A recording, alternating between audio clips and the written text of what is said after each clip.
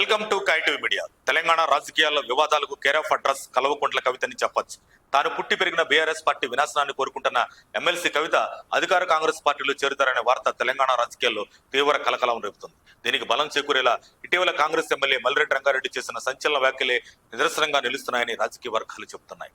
ఎవరూ ఊహించిన మాదిరి గతంలో ధనం నాగేందర్, కడియం శ్రీహర్ల బాటలోనే కవిత కూడా కాంగ్రెస్ పార్టీలో చేరుతుందని ప్రకటించడం చూస్తుంటే వాస్తవమేనని తెలుస్తుంది. గతంలో మద్యం కుంభకోణంలో అరెస్ట్ అయ్యి బయటకు వచ్చినప్పటి నుంచి కవిత కాంగ్రెస్ పార్టీకి టచ్ లో వెళ్లారని వార్తలు పొలిటికల్ సర్కిల్స్ లో వినిపిస్తున్నాయి. దీంతో కవిత కాంగ్రెస్ లో చేరిన ఆశ్చర్యపోనక్కర్లేదని రాజకీయ పండితులు చెప్పడం విశేషం.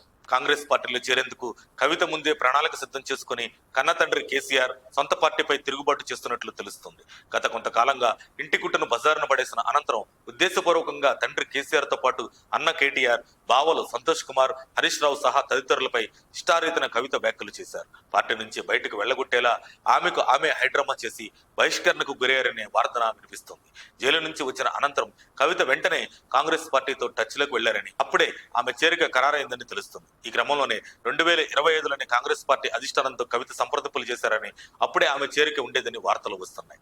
2 మార్లు జరిపిన మంత్రివర్గ విస్తరణలోనూ కవిత పేరు ఉందని, కాకపోతే తెలంగాణ కాంగ్రెస్ నాయకుల అభ్యంతరంతో అధిష్టానం కొంచెం వెనక్కి తగ్గినట్లు గుసగుసలు కూడా వినిపిస్తున్నాయి. లిక్కర్ కుంభకోణంలో అరెస్ట్ అయి జైలుకు వెళ్లిన కవితపై గతంలో దారుణ విమర్శలు చేసిన వారంతా ఇప్పుడు పార్టీలో ఆమెను చేర్చుకుంటే రాజకీయంగా తీవ్ర ఇబ్బంది అవుతుందని తెలంగాణ కాంగ్రెస్ అధిష్టానం ముందు మొరపెట్టుకుంటుంది. అయినా కూడా అధిష్టానం కవిత చేరికను ఖాయం చేసుకుంది. కాకపోతే ఎప్పుడు చేరాలనేది స్థానిక రాజకీయ పరిస్థితులను బట్టి నిర్ణయం తీసుకునే అవకాశం ఉంది. మరోవైపు కవిత కాంగ్రెస్ లోకి చేరితే గులాబీ కేడర్ కూడా కొంత మేరకు కాంగ్రెస్ లోకి వస్తుందని ఆశిస్తున్నట్లు తెలుస్తుంది.